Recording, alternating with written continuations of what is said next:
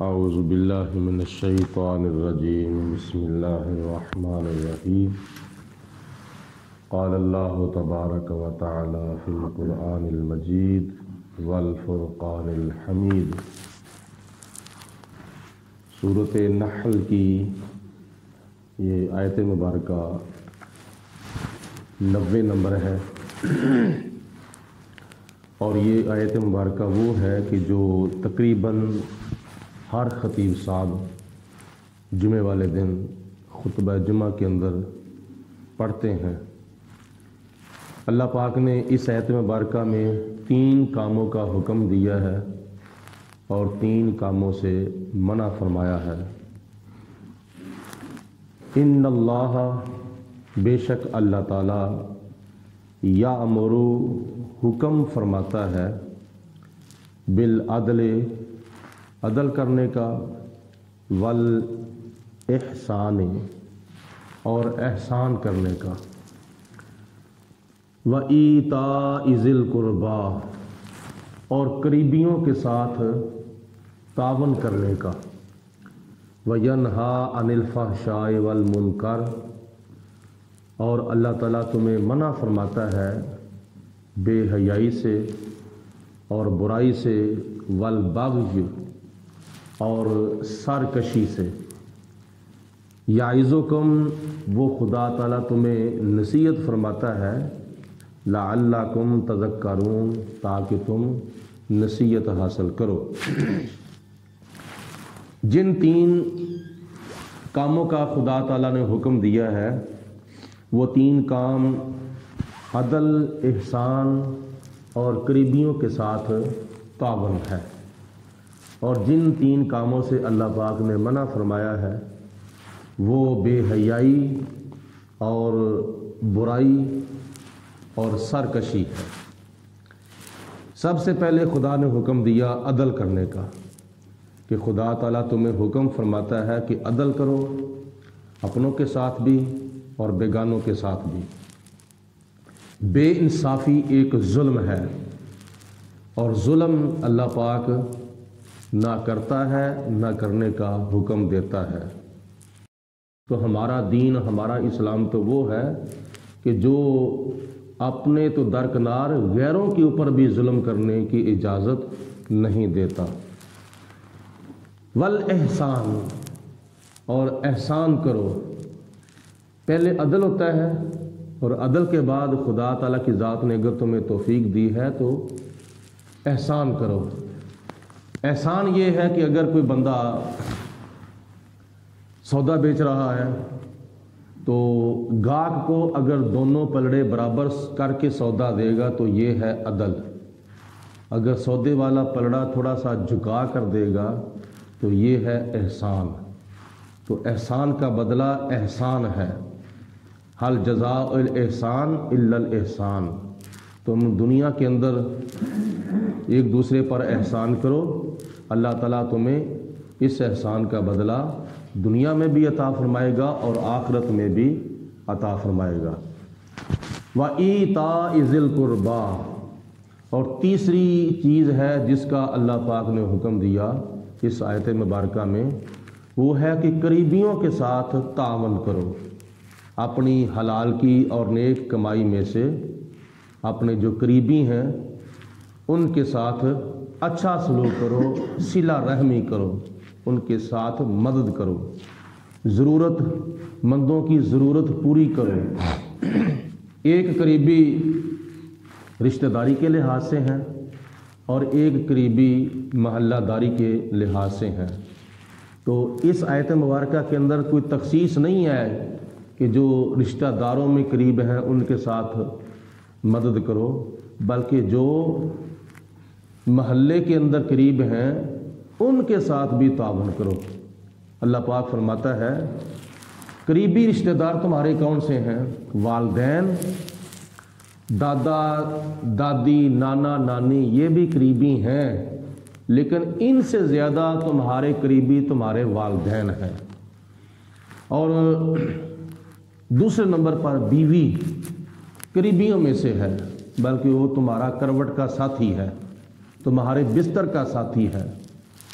اور تمہاری زندگی کا ساتھی ہے، اور چوتھے نمبر پر تمہارے بہن بھائی جو سگے ہیں، جو چاچے کے بیٹے، تائے کے بیٹے، پھپھو کے بیٹے، مامے کے بیٹے، خالہ کے بیٹے، وہ بھی قریبی ہیں، وہ بھی تمہارے بھائی بہن ہیں، لیکن تمہارے ان سے بھی زیادہ قریبی وہ بہن بھائی ہیں جو تمہارے سگے ہیں۔ تو سگے بہن بھائی وہ بھی قریبیوں میں سے ہیں۔ اور چوتھے نمبر پر قریبی رشتہ دار ہیں اولاد، تمہارے بیٹے، تمہاری بیٹیاں، تمہارے پوتے پوتیاں، نواسے نواسیاں بھی تمہارے قریبی ہیں، لیکن ان سے زیادہ تمہارے قریبی وہ ہیں جو تمہارے سگے بیٹے ہیں اور تمہاری سگی بیٹیاں ہیں۔ تو یہ 4 قسم کے رشتہ دار بندے کے قریبی ہیں۔ تو اللہ پاک نے ارشاد فرمایا کہ دور والوں سے بھی تعاون کرو، لیکن سب سے پہلے اپنے قریبیوں سے تعاون کرو۔ اور محلہ داری کے لحاظ سے قریبی وہ ہیں کہ جو ہمسائے ہیں، اور ہمسایوں کے ساتھ بھی ہمسایوں کے حقوق پورے کرنے کی کوشش کرنی چاہیے۔ اور نبی پاک علیہ الصلوۃ والسلام نے ہمسایوں کے حقوق کی بڑی اہمیت بیان فرمائی ہے۔ کون بندہ ہے جس کا کوئی ہمسایہ نہیں ہے؟ اگر کوئی ہمسایہ ہے تو اس کو ضرورت کے وقت اس کی ضرورت پوری کی جائے، دینی لحاظ سے بھی اور دنیاوی لحاظ سے بھی اور ذاتی لحاظ سے بھی۔ یعظکم، اللہ تعالیٰ تمہیں نصیحت فرماتا ہے ان کاموں کی، لعلکم تذکرون، تاکہ تم نصیحت حاصل کرو، تاکہ تم سبق حاصل کرو۔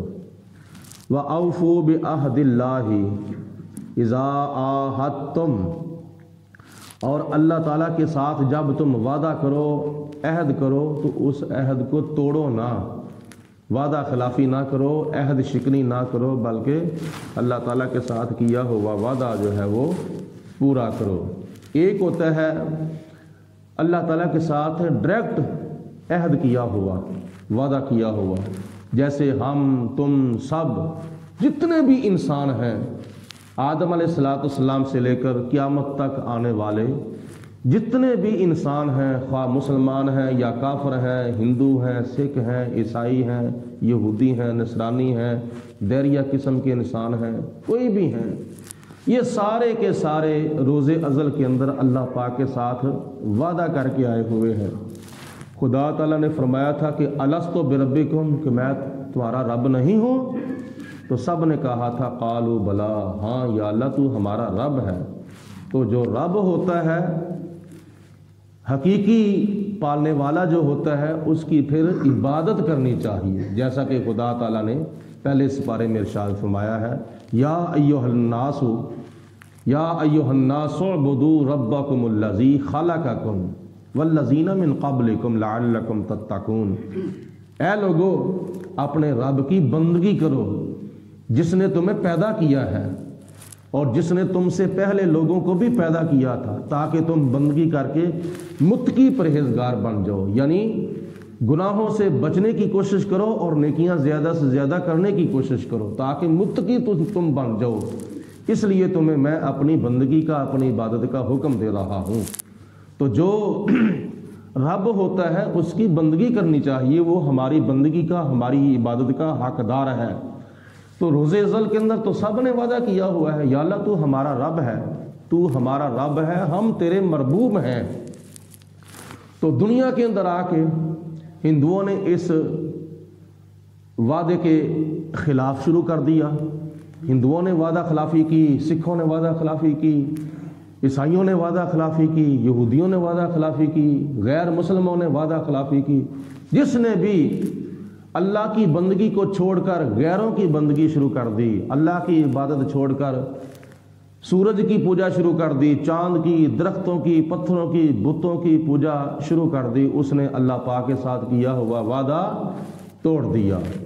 ایک تو یہ ہے اللہ کے ساتھ وعدہ جو ڈائریکٹ خدا کے ساتھ ہوا ہے۔ دوسرے نمبر پر کلمے کے اندر ہم نے اللہ تعالیٰ کے ساتھ جو وعدے کیے ہیں، اللہ پاک فرماتا ہے وہ وعدے پورے کرو۔ اور تیسرے نمبر پر ہم خدا کے ساتھ جو انڈائریکٹ وعدہ کرتے ہیں، یعنی اللہ کے بندوں کے ساتھ جو وعدہ کرتے ہیں. مثلا ہماری شریعت کے اندر، ہمارے دین کے اندر پیر کامل کی بیعت کی جاتی ہے. وہ پیر کامل جس کا ظاہر شریعت کے مطابق ہو اور باطن طریقت کے مطابق ہو، اور جو اللہ اور اللہ کے رسول کی اطاعت کرنے کا وعدہ لیتا ہو بیعت کرتے وقت. تو خدا تعالیٰ نے فرمایا یہ بھی میرے ساتھ وعدہ ہے مگر انڈائریکٹ. تو ڈائریکٹ وعدہ بھی میرے ساتھ پورا کرو اور انڈائریکٹ میرے ساتھ کیا ہوا بھی وعدہ پورا کرو. تو یہ بظاہر حکم ہے کہ وَأَوْفُوا بِعَهْدِ اللَّهِ، اللہ تعالیٰ کے ساتھ کیا ہوا عہد جو ہے وہ پورا کرو. اذا عاہدتم، جب تم عہد کرو، جب تم وعدہ کرو. تو جیسے کہ حدیث پاک میں نبی پاک علیہ السلام نے فرمایا لم یشکر الناس لم یشکر اللہ، جو کسی بندے کا شکر ادا نہیں کرتا وہ اللہ کا بھی شکر ادا نہیں کرتا. اسی طرح اللہ تعالیٰ کے ساتھ کیا ہوا وعدہ جو ہے نا، وہ بھی نا، جو اللہ کے بندوں کے ساتھ کیا ہوا جو وعدہ ہے وہ بھی حقیقت میں اللہ کے ساتھ ہی وعدہ کیا ہوتا ہے. مثلا اس وعدے کے اندر قسم کھائی جاتی ہے، اللہ کی قسم میں ضرور فلاں دن تیرے ساتھ وعدہ کرتا ہوں میں پورا کروں گا. تو جب اللہ کی قسم آ گئی تو اللہ تعالیٰ کو ضامن بنا لیا. تو جب اللہ کو ضامن بنا لیا جائے تو پھر یہ حقیقت میں وعدہ اللہ کے ساتھ ہی کیا جاتا ہے. آگے خدا تعالیٰ فرماتا ہے وَلَا تَنْقُضُوا الْأَيْمَانَ بَعْدَ تَوْكِيدِهَا، اور قسموں کو نہ توڑو ان کو پکا کرنے کے بعد. جب تم قسمیں کھا لو، پکی قسمیں کھا لو، تو پھر ان قسموں کو نہیں توڑنا چاہیے. وَقَدْ جَعَلْتُمُ اللَّهُ عَلَيْكُمْ كَفِيلًا، جب کہ تم اپنے اوپر اللہ تعالیٰ کو اپنا ضامن ٹھہرا چکے ہو. ان اللہ یعلم، بے شک اللہ تعالیٰ جانتا ہے، ما تفعلون، جو کام تم کرتے ہو. تم چھپ کر جو کرتے ہو اللہ تعالیٰ ان کاموں کو بھی جانتا ہے، اور جو کسی کے سامنے کرتے ہو اللہ پاک ان کاموں کو بھی جانتا ہے. کوئی جانے نہ جانے، یعنی دیکھنے والا تو جانتا ہے کہ یہ کیا کر رہا ہے، لیکن اللہ پاک ان کاموں کو بھی جانتا ہے جو کوئی نہیں دیکھ رہا، کیونکہ خدا تعالیٰ کی ذات سے تو کوئی چیز چھپی ہوئی نہیں.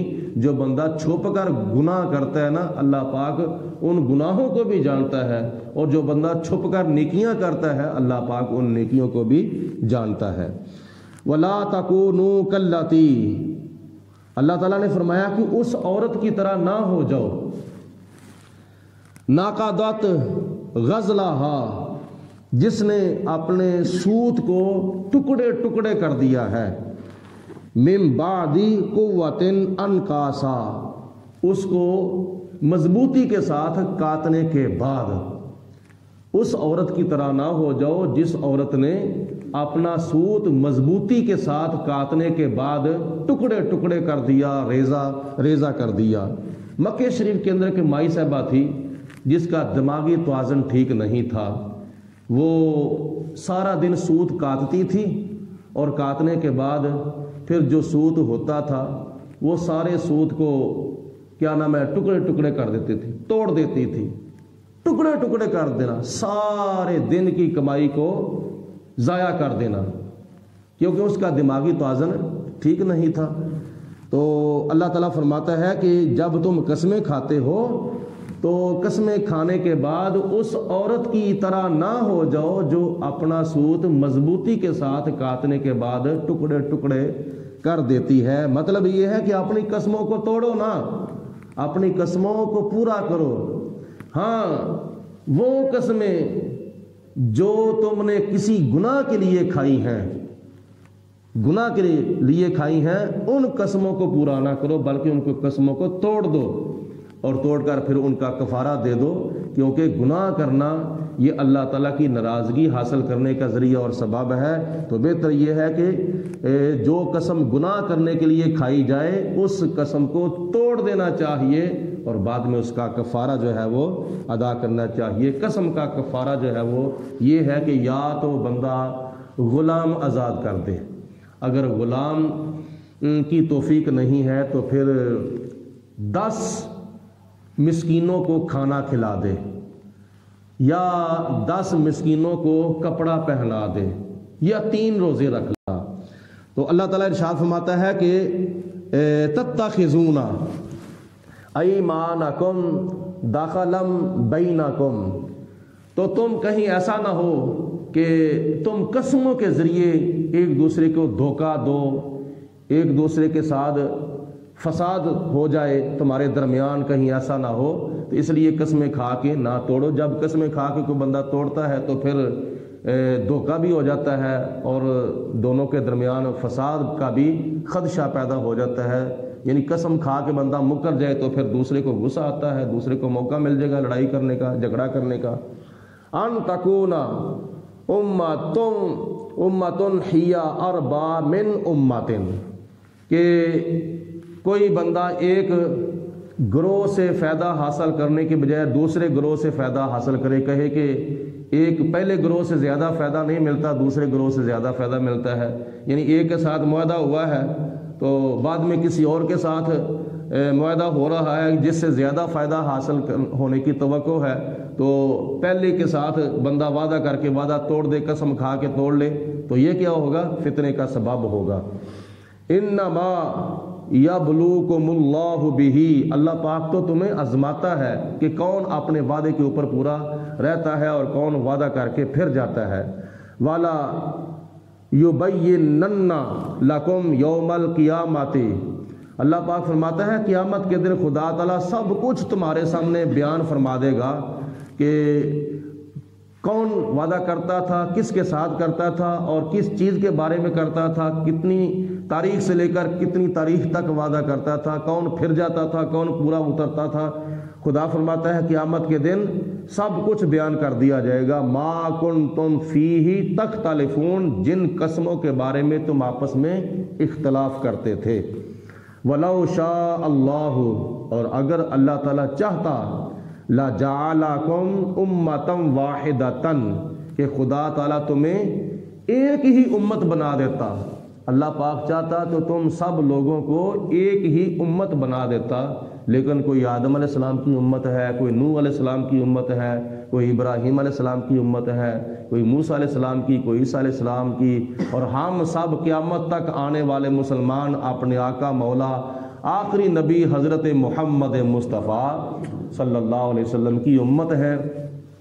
تو یہ اللہ پاک کی ذات بابرکات کی مشیت ہے، کیونکہ ہماری شریعت، ہمارا دین وہ ہے جس کے اندر آدم علیہ السلام کی بھی یادگار والے عمل ہیں، نوح علیہ السلام کی یادگار والے عمل بھی ہیں، حضرت ابراہیم علیہ السلام، حضرت اسماعیل علیہ السلام، حضرت موسیٰ علیہ السلام، حضرت عیسیٰ علیہ السلام، کئی نبیوں کی شریعتوں والے عمل ہماری شریعت کے اندر موجود ہیں، اور یہ ان نبیوں کی یادگاریں ہیں۔ تو اللہ پاک کی ذات بابرکات کو یہ چیز پسند ہے کہ کسی کو میرے فلاں نبی کی نسبت ہو جائے، کسی کو میرے فلاں نبی کی نسبت ہو جائے، کسی کو میرے فلاں نبی کی نسبت ہو جائے، ورنہ خدا تعالیٰ چاہتا تو تم سب لوگوں کو ایک ہی امت بنا دیتا۔ اگر یہ مختلف امتیں ہیں تو یہ اللہ تعالیٰ کی مشیت اور خدا تعالیٰ کی رضا ہے۔ وَلَٰكِن يُضِلُّ مَن يَشَاءُ، لیکن اللہ تعالیٰ جس کو چاہتا ہے گمراہ کر دیتا ہے، وَيَهْدِي مَن يَشَاءُ، اور جس کو چاہتا ہے اللہ تعالیٰ ہدایت عطا فرماتا ہے۔ اس کے بارے میں تم نے وضاحت کئی مرتبہ سن لی ہے کہ خدا تعالیٰ کسی کو گمراہ کیوں کرتا ہے اور کسی کو ہدایت کیوں دیتا ہے۔ بہرحال یہ اللہ تعالیٰ کا عدل ہے، خدا تعالیٰ عدل کے ساتھ کئی لوگوں کو گمراہ کرتا ہے اور اپنے فضل کے ساتھ کئی لوگوں کو اللہ تعالیٰ ہدایت عطا فرماتا ہے۔ وَلَا تُسْأَلُنَّ عَمَّا كُنتُمْ تَعْمَلُونَ، اور قیامت کے دن ہر شخص سے سوال کیا جائے گا اس کام کے بارے میں جو تم کام دنیا کے اندر کیا کرتے تھے۔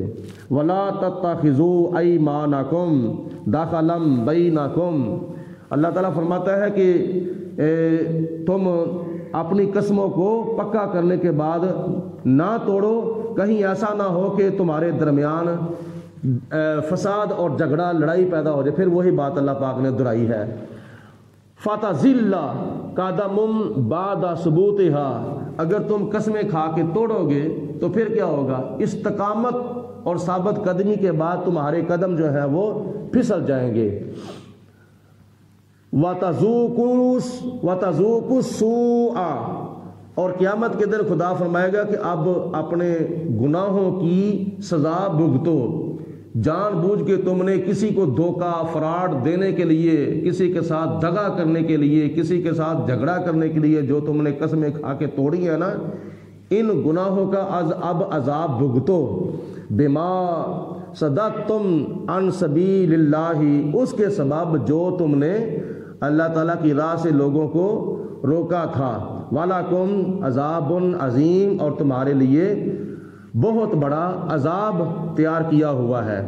وَلَا تَشْتَرُوا بِعَهْدِ اللَّهِ ثَمَنًا قَلِيلًا، اور اللہ تعالیٰ کے عہد کے بدلے دنیا کی حقیر دولت حاصل نہ کرو، یعنی قسمیں کھا کے توڑ کر وعدہ کر کے توڑ کے اس وعدے کو اس لالچ میں دنیا کی حقیر ذلیل قیمت جو ہے وہ دولت حاصل نہ کرو۔ انما عند اللہ ہوا خیر لکم، بے شک جو اللہ کے پاس ہے وہ تمہارے لیے بہت ہی بہتر ہے۔ تم دنیا کے اندر لالچ میں آ کر قسمیں توڑ کے زیادہ مال حاصل کرنے کی کوشش کرتے ہو، یا دکاندار جب سودا بیچتے ہیں بازاروں کے اندر مارکیٹوں کے اندر تو قسمیں کھا لیتے ہیں اتنے کی میں نے یہ چیز خریدی ہے، تو قسمیں کھا کے تم زیادہ مال حاصل کرنا چاہتے ہو، زیادہ نفع حاصل کرنا چاہتے ہو۔ اللہ پاک نے فرمایا کہ اگر تم امانت داری کے ساتھ، دیانت داری کے ساتھ سودا بیچو گے تو اللہ پاک نے اس کی جو جزا تمہارے لیے قیامت کے دن رکھی ہے وہ تمہارے لیے بہتر ہے۔ انما عند اللہ، جو اللہ کے پاس ہے تمہارا ثواب، تمہارا اجر، وہ ہوا خیر لکم، وہ تمہارے لیے بہت ہی بہتر ہے۔ ان کنتم تعلمون، اگر تم اس بات کو جان لو۔ ما عندکم ینفدو، اور جو تمہارے پاس ہے وہ ایک نہ ایک دن ختم ہو جائے گا۔ جتنے تمہارے پاس کپڑے ہیں وہ ختم ہو جائیں گے، جتنی تمہارے پاس دولت ہے وہ ختم ہو جائے گی، جو بھی تم نے ذخیرہ کیا ہوا ہے، جمع کیا ہوا ہے مال، وہ ایک نہ ایک دن ختم ہونے والا ہے۔ لیکن وما عند اللہ باق، اور جو خدا کے پاس ہے وہ کبھی بھی ختم نہیں ہوگا، وہ نہ ختم ہونے والا اجر ثواب اللہ پاک کے پاس ہے۔ وَلَا نَجْزِيَنَّ الَّذِينَ صَبَرُوا اجرہم بِأَحْسَنِ مَا كَانُوا يَعْمَلُونَ، اور لیکن ہم ضرور بر ضرور اجر اور جزا عطا فرمائیں گے ان لوگوں کو جنہوں نے صبر کیا ہے، اور ان کے نیک اعمال کا جو اجر ہے اس کی شکل میں ہم قیامت کے دن جزا عطا فرمائیں گے۔ من عمل صالحا من ذکر او انثی، جو کوئی دنیا کے اندر نیک عمل کرتا ہے، عبادت کی شکل میں، سخاوت کی شکل میں، حقوق اللہ کی ادائیگی کی شکل میں، حقوق العباد کی ادائیگی کی شکل میں، جو کوئی نیک عمل کرتا ہے، مرد ہو یا عورت ہو، وَهُوَ مُؤْمِنٌ، لیکن ہو ایمان والا، دنیا کے اندر رہے تو ایمان کی سلامتی کے ساتھ، دنیا سے جائے تو کلمہ پڑھتا ہوا ایمان کی سلامتی کے ساتھ جب جائے گا، فَلَنُحْيِيَنَّهُ حَيَاةً طَيِّبَةً، تو ہم اس کو آخرت کے اندر، قبر کے اندر، آخرت کے اندر پاکیزہ، طیب و طاہر زندگی عطا فرمائیں گے۔ دنیا کی زندگی سے کئی درجے بہتر اللہ پاک فرماتا ہے کہ ہم اس کو مرنے کے بعد زندگی عطا فرمائیں گے۔ وَلَا نَجْزِيَنَّهُمْ أَجْرَهُمْ بِأَحْسَنِ مَا كَانُوا يَعْمَلُونَ، اور ہم ان کے کاموں کا، نیک اعمال کا بہتر صلہ، بہتر اجر عطا فرمائیں گے۔ فَإِذَا قَرَأْتَ الْقُرْآنَ، جب تم قرآن پاک کی تلاوت کرنے لگو تو اپنی زبان کو تلاوت قرآن کرنے کے قابل بنا لو۔ وہ کیسے؟ فَاسْتَعِذْ بِاللَّهِ، کہ تم اللہ تعالیٰ کی پناہ مانگ لو، من الشیطان الرجیم، شیطان مردود سے، یعنی قرآن پاک پڑھنے سے پہلے اعوذ باللہ من الشیطان الرجیم پڑھ لو، جس کا معنی ہے کہ میں اللہ کی پناہ مانگتا ہوں شیطان مردود سے۔ انہ لیس لہ سلطان علی الذین آمنوا، بے شک جو شیطان ہے وہ ایمان والے لوگوں کے اوپر قابو نہیں پا سکتا، اس کا جو غلبہ ہے وہ ایمان والے لوگوں پر نہیں ہو سکتا۔ وَعَلَىٰ رَبِّهِمْ يَتَوَكَّلُونَ، اور جو خدا تعالیٰ کے اوپر توکل کرتے ہیں ان کے اوپر بھی شیطان کا غلبہ نہیں ہو سکتا۔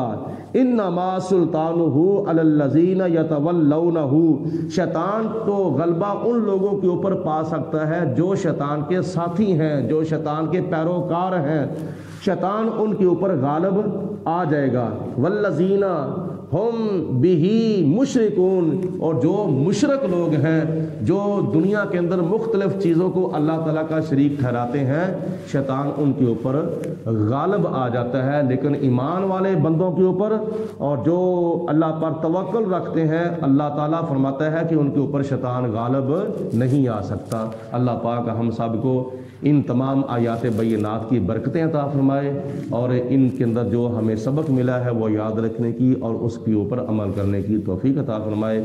وآخر دعوانا ان الحمد للہ رب العالمین۔